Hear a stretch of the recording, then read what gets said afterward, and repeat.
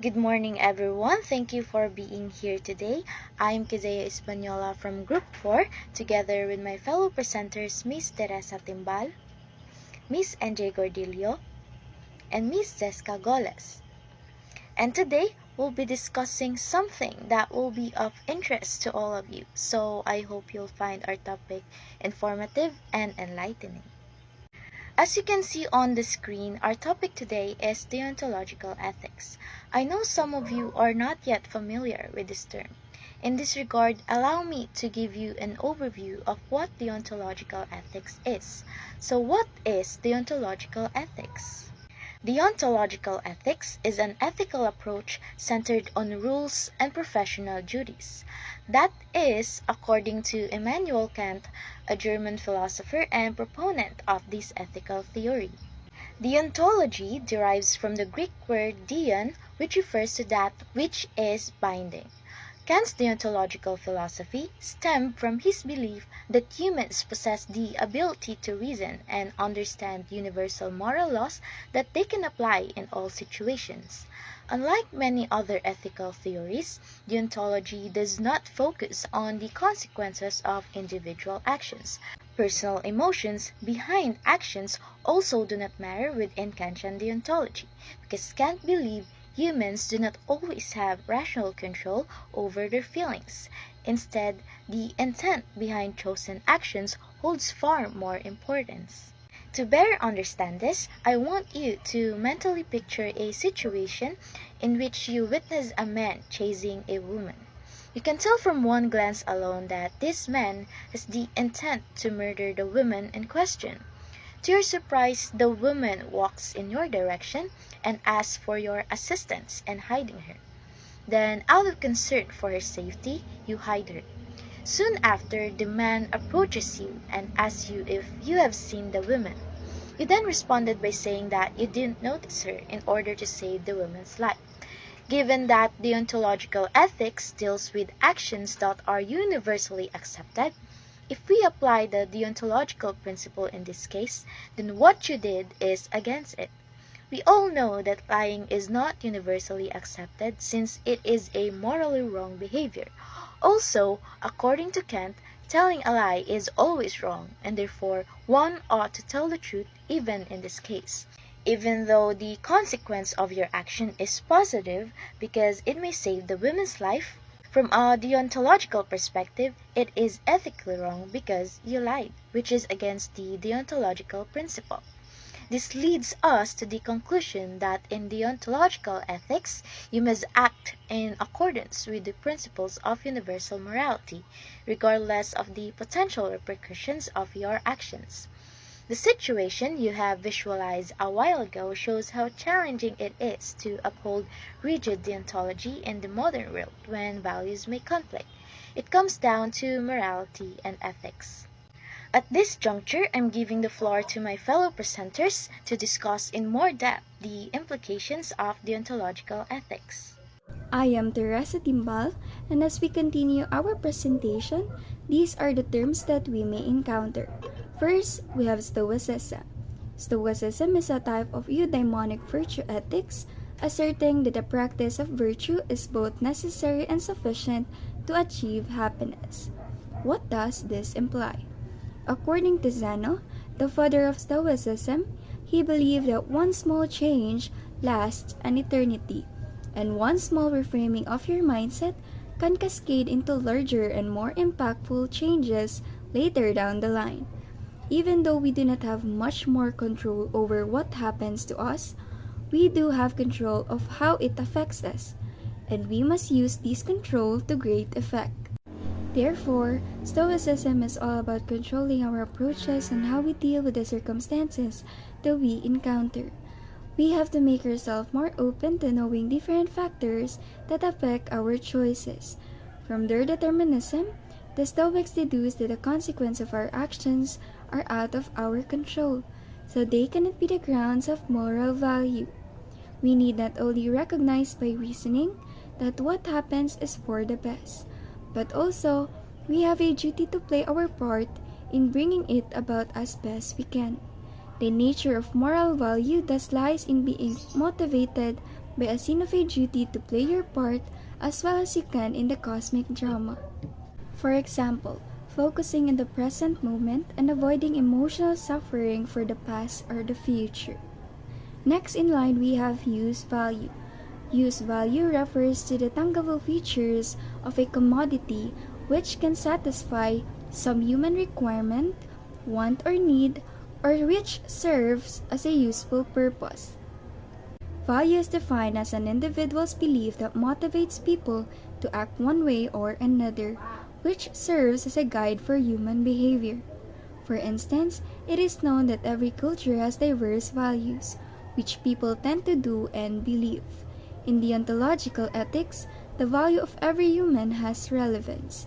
You treat everyone with respect and give everyone the rights you expect to have yourself. For example, you saw a lady who needed help to cross the street, yet you were far from her. However, you still ran and managed to help the lady cross the street. Moving on to hypothetical imperative.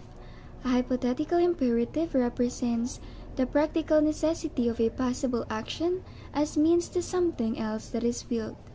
A brief discussion about this is what a person should do to accomplish a certain desire. Clearly, hypothetical imperative identify actions we ought to take, but only if we have some particular goal. A real-life example can be, if you desire to pass the test, then the action you must do for you to accomplish this desire is you have to study. Then this action is considered as conditional command. On the other hand, we have categorical imperative. It is defined as one that represents an action as objectively necessary in itself, apart from its relation to a further end. An opposite of hypothetical imperative, wherein in categorical imperative, a person is owed to do a duty regardless of his or her desires. Example, you ought to help those in need. It is considered as categorical since it is an absolute command.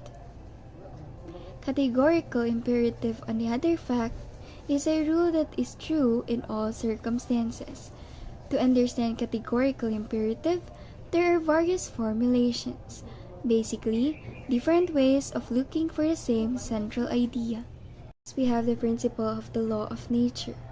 Act as though the maxim of your action were by your will to become a universal law of nature. It is also known as the law of universality, because it argues that if an action is morally right, then it must apply consistently to everyone. We should act as if our actions will become our universal law of nature. In other words, if anyone else were to be in similar circumstances to ours, they would be required to act in exactly the same manner. Example, the idea that is universally accepted and understood that killing a human being is wrong. However, it is also universally accepted that punishing someone for killing that person is right. Next is the second formulation, the principle of ends. So act as to treat humanity, whether in your own person or in that of any other, in every case as an end, and never as merely a means. In brief, it claims that we should constantly treat people, including ourselves, as though they are a means to an end, in their own right, never just as means to an end. In other words, we ought to value and respect instead of just using or manipulating them to further our own objectives. Example, you are using your professor as means to gain knowledge, skills, and perhaps a degree.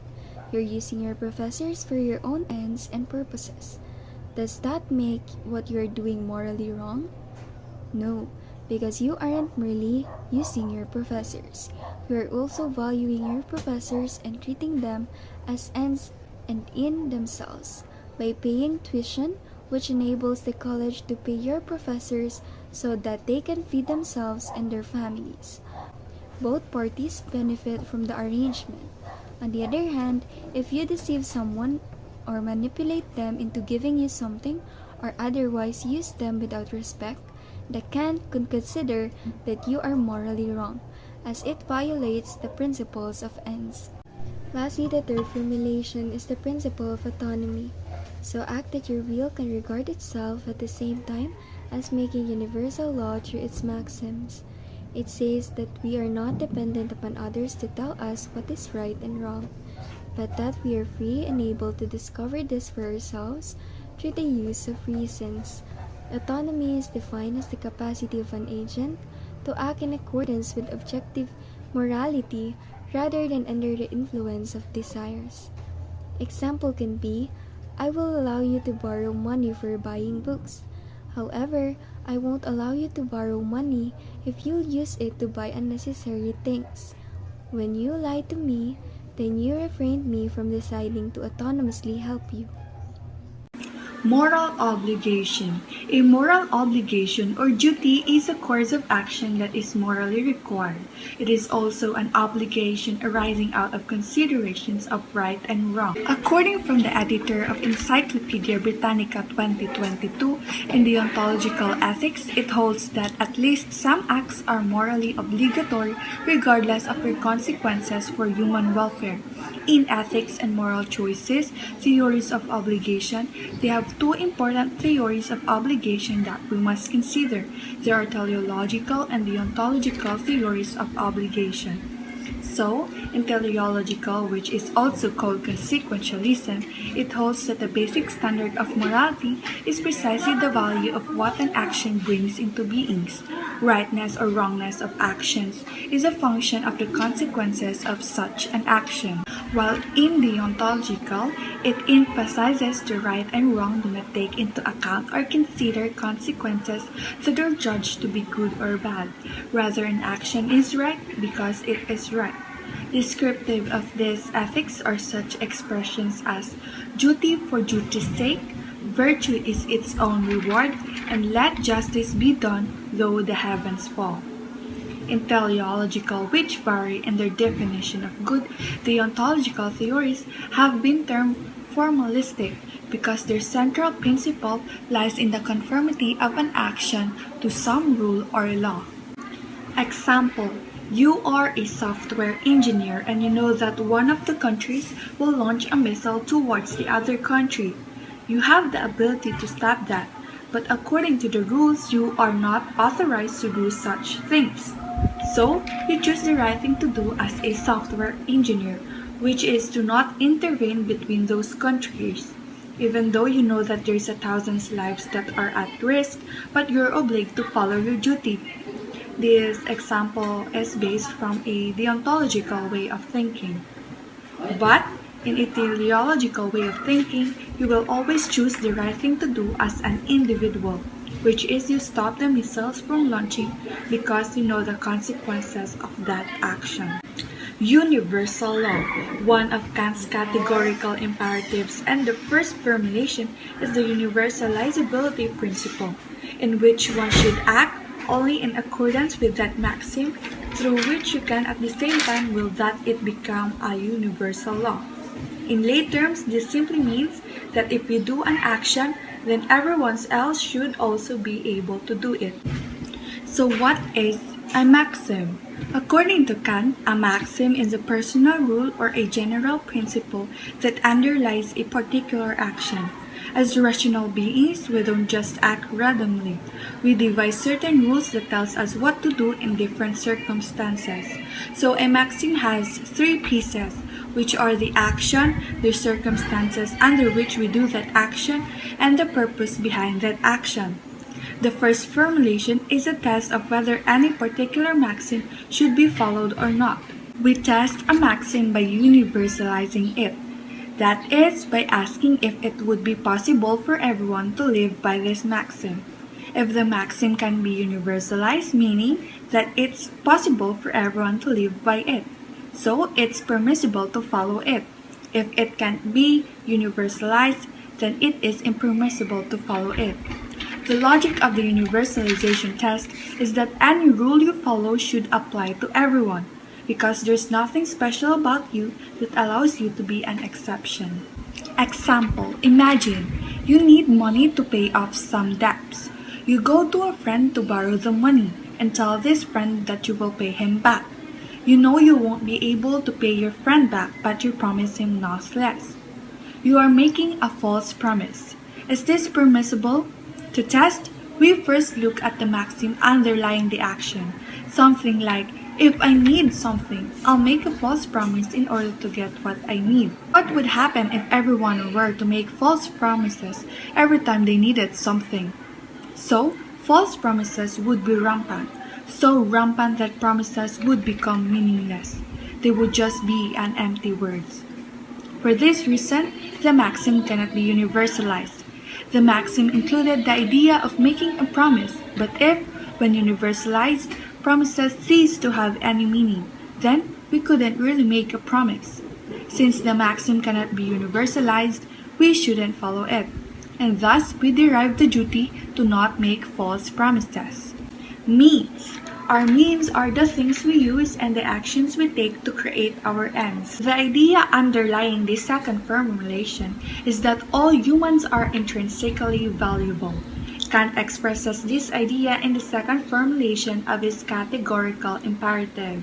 He stated that, so act that you use humanity whether in your own or in the person of any other, always at the same time as an end, never merely as a means.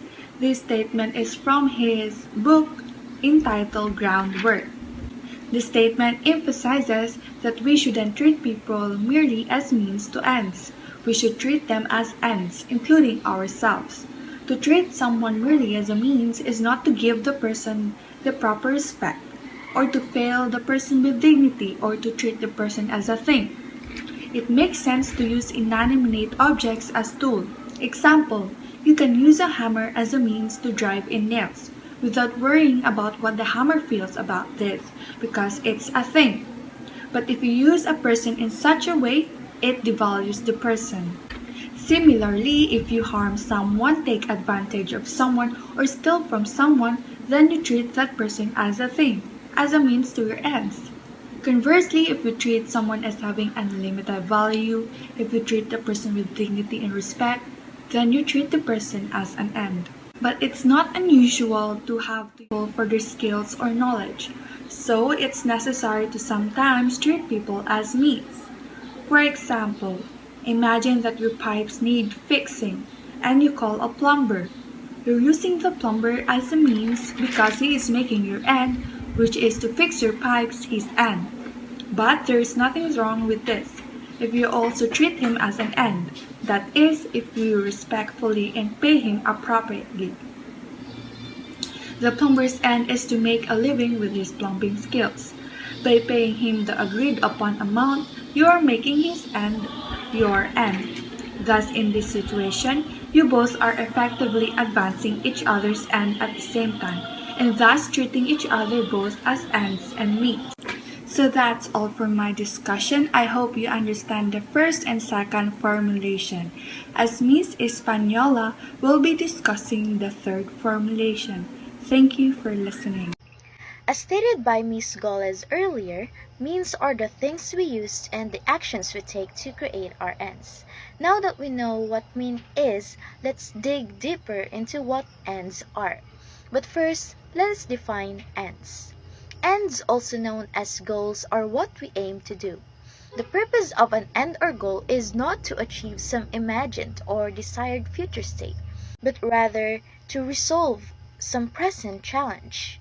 Ends are about the present, not about the future. Ends help us to decide what to do in the present. They are useful guides in our activity. So these are the kinds of ends. First one is proximate or remote end. Proximate end is the purpose which a doer wishes to accomplish immediately by his actions. For example, the proximate end of eating is the satisfaction of hunger. Remote end is the purpose which a doer wishes to accomplish in a series of acts.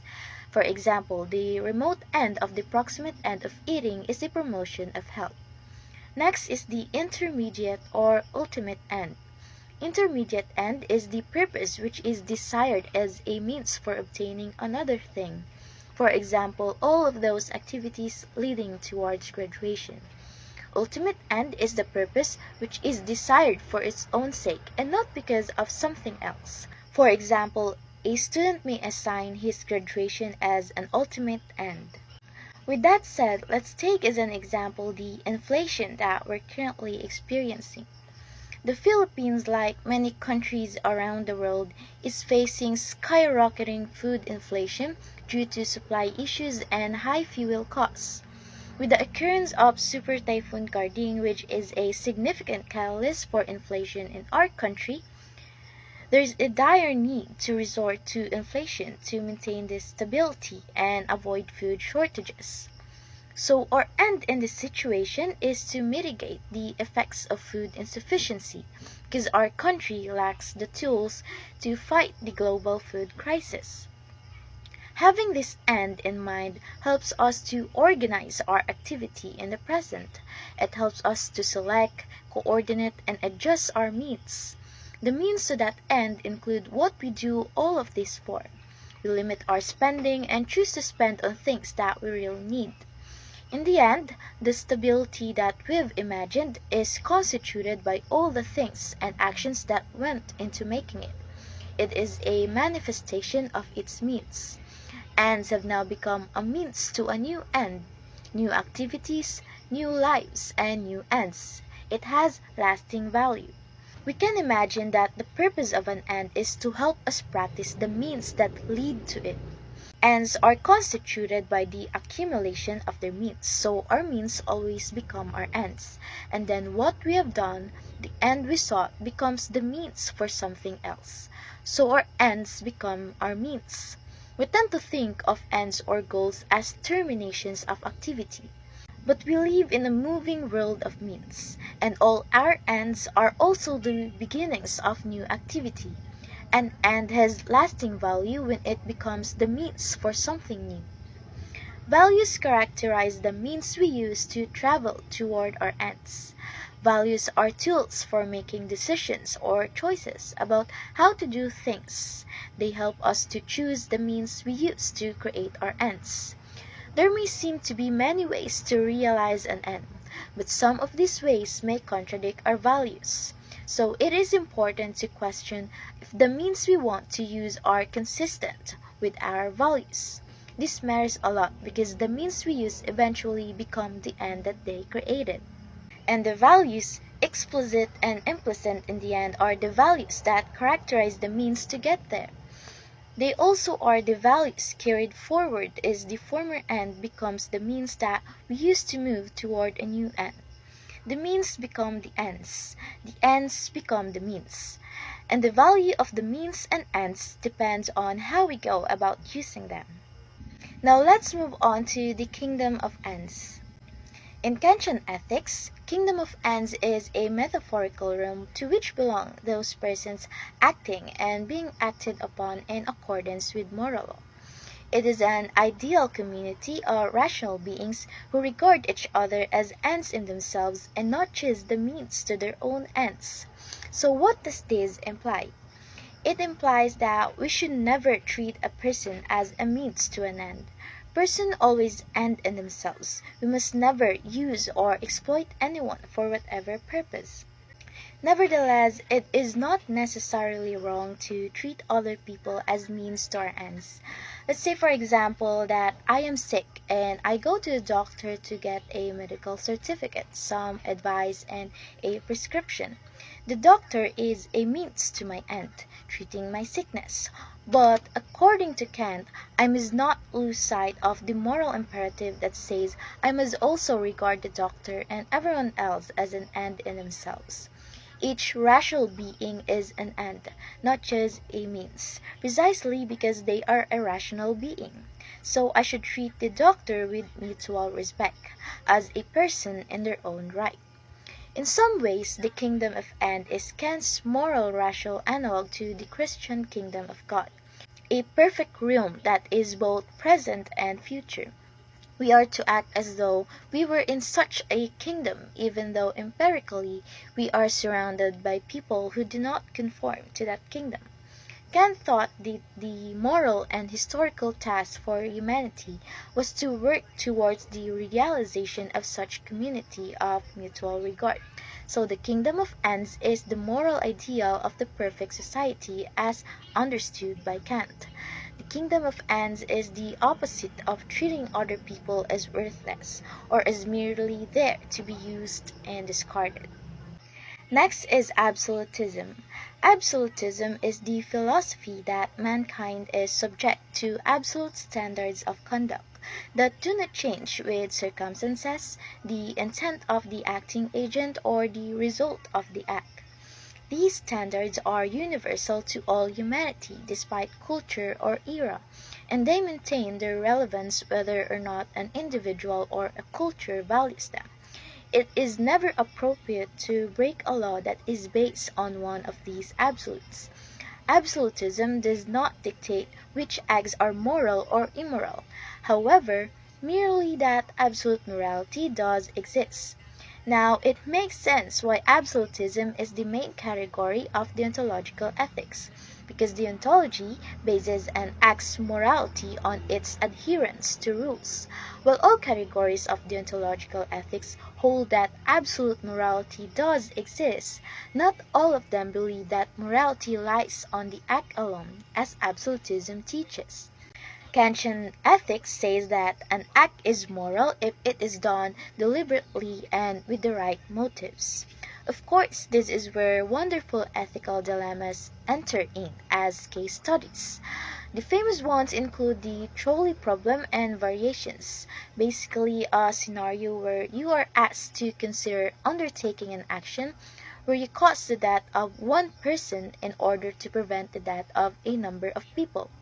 The dilemma for France is a problem in which the typical moral absolutist answer, "Thou shalt not kill in any circumstance," seems unacceptable or at least highly problematic. The challenge with moral absolutism is that there will always be strong disagreements about which moral principles are correct and which are incorrect. Thank you for that wonderful elaboration to Kant's works, Ms. Kazea. Now let's move on to the next topics, which are the perfect and imperfect duties, and the prima facie duty, which will be further explained by yours truly. All categorical and hypothetical imperatives are discussed in Chapter 2, page 19, in the Bennett translation of the Groundwork for the Metaphysics of Morals. The three formulations of the categorical imperative: the first one is on pages 24 to 25, the second one on pages 29 to 30, and the final one on the page 32. The distinction is described there. Kant had a distinction to these duties, the perfect and imperfect duties. The perfect duty, or prescriptions of specific kinds of actions, and violating them is morally blameworthy. It means that we are obliged to follow particular duties with no exception in favor of inclination. Perfect duties require a person to perform a certain action all the time. There are two types of perfect duties. The first one is the perfect duties to oneself. Let's take it as an example of the recent Sun Star report where a 19-year-old nursing student died after he reportedly jumped from the 10th floor of a university building in Mandawi City on Monday morning, October 17, 2022. The maxim of the action is that the student killed himself, and if we try to take this to a universal law, can we make a universal law of this? Kant will have us believe that no, we cannot make a universal law of this because the will to commit suicide contradicts our duty to self-protection. If we take this example from the second formulation of the categorical imperative, the perspective of humanity, it violates it because we have a duty to treat humanity as an end in themselves and never simply as a means, and the nursing student treated their life as a mean to end their dilemma. The perfect duty here is to ought to refrain oneself from committing suicide. The second one is the perfect duties to others. We have a neighbor here, and rumors say, which is probably true, that they borrow money and promise to pay it, but they don't even pay it back. Especially borrowing money from the 5-6, if you know what I mean. How can we consider this from the universal law? Can we will as a universal law to borrow money we have no intention of repaying? The maxim here goes against the concept of borrowing money. If everyone knew about a universal law where whenever one can pay off debts, then they can just default. Therefore, no one will lend money because they will know that no one will pay off debt. Everybody would just default.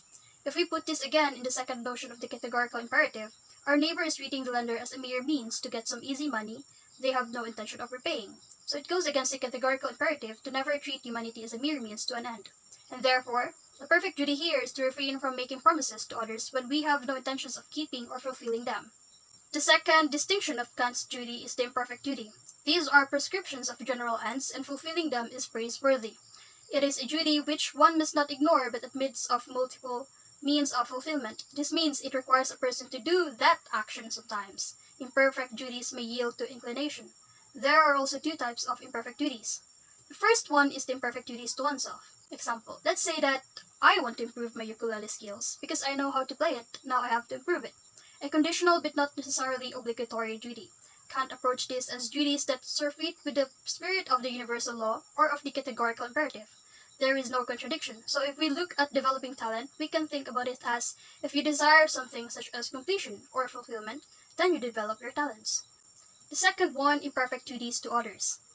The damages brought by the recent Typhoon Paeng left a 5.4 million and approximately 6.28 billion pesos damage in the sector of agriculture, according to the National Disaster Risk Reduction and Management Council on Thursday, November 10, 2022. The mass plead for help, and of course, as some of our fellow Mindanaoans have been affected, we were to the rescue. Specifically, our school had raised donations to help those who were affected, and it was a success. Kant acknowledged that there's no moral requirement that should give charity. In fact, he argued that maybe some societies exist where no one gives any charity, but everyone is independent, and so it all kind of works out. But Kant thinks it's inconsistent with the spirit of the law. So the way he describes it, under the universal law, is that if you want others to help you at some point, then you should help others too. If you fully value others, if you value and want others to succeed, you should help them, right? And finally, if you value the community, if you desire for the well-being of the community, then you should help others in need. Now let's talk about the prima facie duty. Prima facie is a Latin term that is commonly understood to mean on the first appearance, or based on the first impression. According to Ross, a prima facie duty is a duty that is binding or obligatory, other things being equal. There are several prima facie duties in Ross's The Right and the Good book. These duties are fidelity, reparation, gratitude, justice, self-improvement, non-maleficence, and harm prevention. Prima facie duty is one that is a conditional duty, while actual duty is one that is unconditional. This refers to our duty proper, or our moral obligation. The actual duty is what Ross is called as the most stringent duty. Example of a prima facie duty. Lily promised her little sister that they will buy an ice cream together at the ice cream parlor around the corner. While going along the way, they saw an old lady lying on the ground because she had a heat stroke. Since nobody is around to help the old lady except her little sister and herself, Lily felt obligated to help the old lady and bring her to the hospital. In this scenario, Lily is left to face the two conflicting duties. It is the duty to fulfill her promise to her sister to buy an ice cream together and leave the old lady to die, and the other duty is to help the old lady who's having a heat stroke and bring the old lady to the hospital, which then breaks Lily's promise to her sister to go buy an ice cream. Now, which one of the duties feels more of an actual duty, the most stringent one, and which is Lily's moral obligation? If we address the prima facie duty number 1 as Lily fulfilling her promise to her sister and the prima facie number 2 as Lily helping and bringing the old lady to the hospital, Ross intended us to believe that prima facie number 2 is the most stringent duty to which Lily's moral obligation resides. Therefore, the actual duty is to help and bring the old lady to the hospital. This ends my report, and I hope you guys have learned a lot from today's discussions. I will end this topic of mine with our quote of the day. I have been trying to understand deontological ethics, but I'm sorry, I just can't. Now that we're done with the discussion, let us ponder some questions before we end our presentation. We are now able to answer the following guide questions. First, we have, can you think of any example in which voluntary consent is morally significant? Use Kant's first and second form of categorical imperative to analyze these examples. An example could be, when engaging in an intercourse, it should be consensual. Also, giving testament to a crime witnessed. Connecting to Kant's categorical formulation, consent is morally significant in these examples because a person should have or be able to decide in his or her intellectual capacity. We should not treat them as merely means, or we should not manipulate or just use them for our own purpose. Do you think that intention affects the moral character of an action? Of a good act done with a bad intention? Of a bad act done with good intention? Intention is significant because it affects our actions and our choices. As we learn, live, and develop, we are more likely to understand how society works. As we individuals, we have different perspectives. We see and understand things in various ways. An example of a good act with lousy intention is the fake mother of Rapunzel. Because she takes good care of Rapunzel, so she stays looking young because of Rapunzel's hair. Meanwhile, the story behind Robin Hood is a pseudo-Paul example of a horrible act done with good intention, because Robin aims to help the poor, however the way he gets the money is through robbery. Do you think that moral obligation is categorical in the sense given this term by Kant? Why or why not? Moral obligation is considered categorical in a way that discerns right and wrong. According to some sources, Kant's categorical imperative imposes that we ought to do certain things whether we have good or evil desires or intentions. A suitable example of this is helping others without expecting anything from them. Furthermore, we can also answer the question, which form of the categorical imperative do you like the best? State why. In my opinion, the third formulation, which is the principle of autonomy, because it acquires freedom, for we should not be dependent upon others telling us what to do, either right or wrong. We must learn it from ourselves. We have to make decisions, judgments, and approaches with the help of reasoning. But we must also consider what is morally right, especially in deciding. Hi, I'm back again for some Q&A. Alright, so here's the question. Do you think that the use of the term duty in Kant's moral philosophy is a drawback for it? Explain.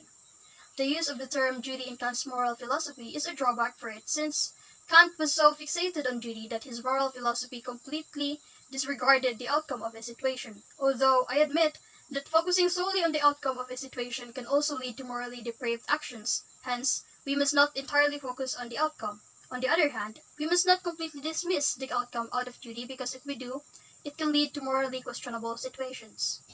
That's all. Thank you. So that concludes our presentation about deontological ethics. Thank you guys for listening. I hope that you have learned something from us.